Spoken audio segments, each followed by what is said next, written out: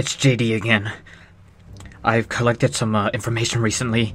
It is 1:39 in the morning where I'm at. Let me give you all an update on what's been going on. So as you are all aware, if you've read my past couple of posts and seen my recent videos, you will know that Oxford Biomedica has a certain virus that they work with. Ever since they created the subsidiary Virotherapy, they've been working on a new virus in order to combat other viruses and diseases. They are basically reverse engineering a virus, a very basic virus, and making it fight against other viruses and diseases, acting similar to white blood cells.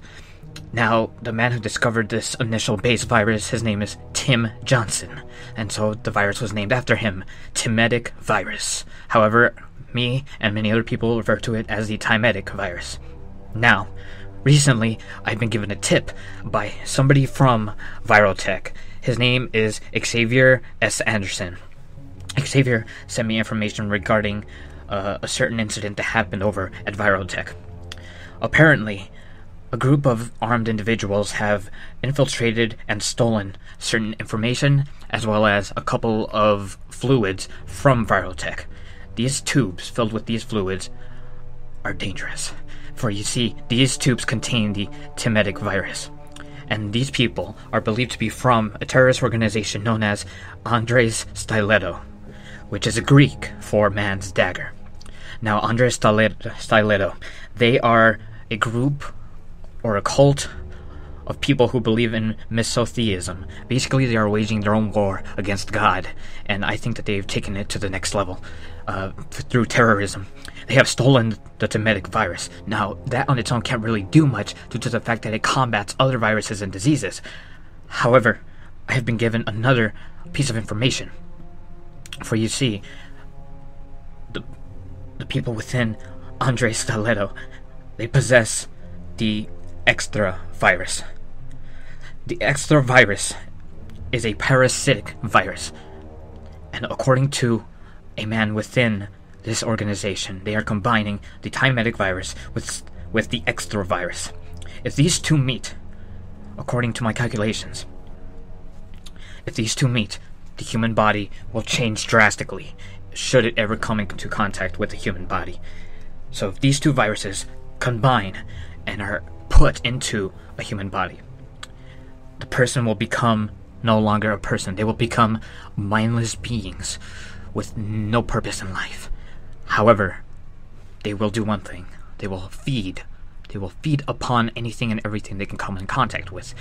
And by anything, I mean including humans. If I were to get this virus inserted into me, I would be chasing after any person who would not have this virus and try to pass it on in a parasitic kind of way. That's what the Echthra virus is all about.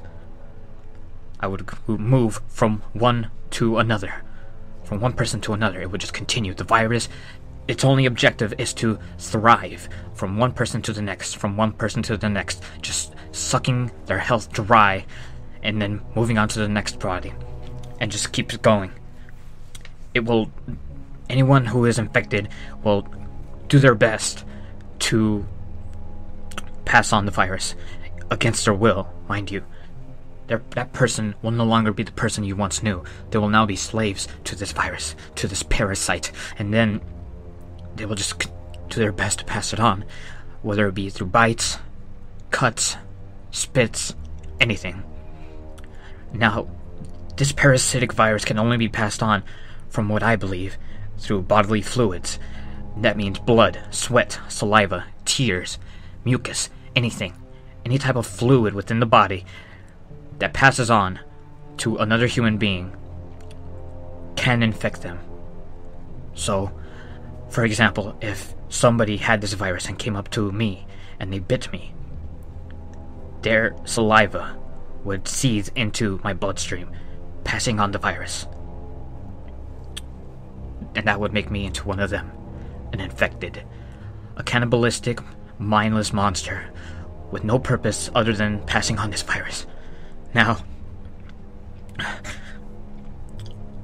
according to the news that I've been receiving by my well-placed friends across the nation, as of this moment, although the public news has not really released it, it's been kept under wraps. Sacramento, California, and Washington, D.C. have both had sightings of this infection, basically. My friends in these two cities have informed me that they have seen with their own eyes people being infected with this virus. From what I've been able to tell, it's been passing on along through a sort of gas, this mysterious violet gas, and I don't know who's causing this gas to appear, but I'm assuming it's the terrorists from Andres Stileto, and I'm assuming that they are the ones responsible for the one happening in Sacramento and Washington, D.C. They are trying to spread this gas. They are trying to bring their war on God onto humanity. They are trying to make us suffer. And this isn't it.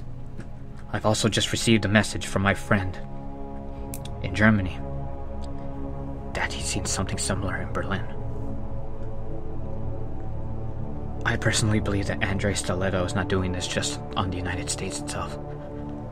I believe that they are trying to target the entire world. They're trying to target various technical points around the globe in order to spread this virus quickly and efficiently. So far, I've only seen them hit Sacramento, Washington, and Berlin. But for all I know, this could only be the beginning. For all I know, other areas are being hit right now at this moment, as I record this tape. I don't know what will happen. I can only pray to God and hope that this ends quickly. Because if this is not contained, if this is not controlled and stopped, Andres Stileto, they will have caused the next apocalypse.